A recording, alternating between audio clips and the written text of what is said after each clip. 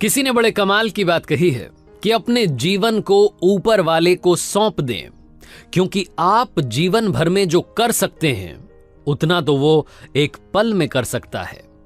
Hi guys, मेरा नाम है आरजे कार्तिक और आपके लिए एक छोटी सी कहानी। ये कहानी महाभारत के युद्ध की। युद्ध के प्रारंभ होने से पहले युद्ध भूमि को तैयार किया जा रहा था। कुरुक्षेत्र की भूमि को समतल बनाया जा रहा था, पेड़ों को हटाया जा रहा था। उस युद्ध भूमि का मुआयना करने के लिए एक दिन पहले निरीक्षण करने के लिए भगवान श्री कृष्ण और उनके मित्र धनुर्धर अर्जुन पहुंचे। वो मुआयना कर रहे थे, देख रहे थे तैयारी किस तरीके से चल रही है। तभी एक चिड़िया उड़ती उड़ती आई और भगवान श्री कृष्ण के पास आकर के बोली कि भगवान, मुझसे क्या गलती हो गई? मेरी दुनिया आपने उजाड़ दी। यहां युद्ध भूमि को तैयार किया जा रहा है, पेड़ों को गिराया जा रहा है। एक हाथी ने आकर के मेरा पेड़ गिरा दिया। मेरा घोंसला उस पर था, वो घोंसला गिर करके जमीन पर आ गया। उसमें नन्हे नन्हे बच्चे हैं। हमारी जान बचा लीजिए भगवान, अब सब कुछ आपके हवाले है। भगवान श्री कृष्ण ने कहा कि मैं इसमें क्या कर सकता हूं, मैं तुम्हारी मदद नहीं कर सकता। ये तो नियति का पहिया है, समय का पहिया है, घूमता चला जाता है। इसमें मैं क्या कर सकता हूं बताओ? वो चिड़िया रुआसी होकर के बोली कि भगवान, मुझे बस एक इजाजत दे दीजिए। भगवान ने कहा कि बोलो, क्या पूछना है, क्या इजाजत चाहिए? तो उस चिड़िया ने कहा कि भगवान, मैं आप पर विश्वास तो कर सकती हूं ना? भगवान ने हामी भरी। अगले दिन युद्ध शुरू हुआ और युद्ध की शुरुआत से पहले भगवान श्री कृष्ण ने अपने दोस्त अर्जुन से कहा, अपने मित्र से कहा कि मुझे अपना धनुष और एक तीर दे दो, एक बाण दे दो। अर्जुन ने अपना धनुष सौंपने से पहले पूछा कि केशव, आपने तो प्रतिज्ञा ली थी कि आप शस्त्र नहीं उठाएंगे। क्योंकि अर्जुन चौंक गया कि भगवान को शस्त्र क्यों उठाना पड़ रहा है, ऐसा क्या हो गया? तो भगवान श्री कृष्ण ने कहा कि उस सामने हाथी देख रहे हो, उस हाथी ने उस चिड़िया का घोंसला गिराया, उस पेड़ को नष्ट कर दिया जिस पर उस चिड़िया का घोंसला था। मुझे कुछ तो करना पड़ेगा।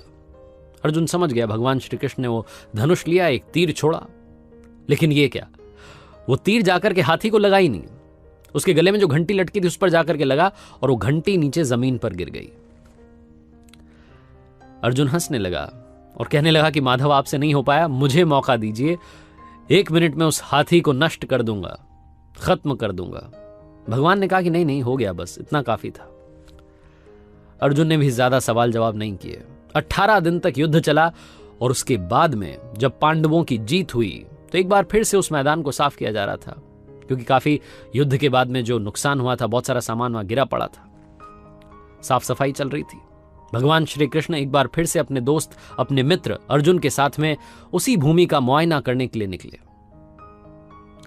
और अर्जुन से कहा कि एक काम कीजिए मेरे सखा, रथ से उतरिएगा और आग जाकर के नीचे वो जो घंटी रखी उसको हटा दीजिएगा।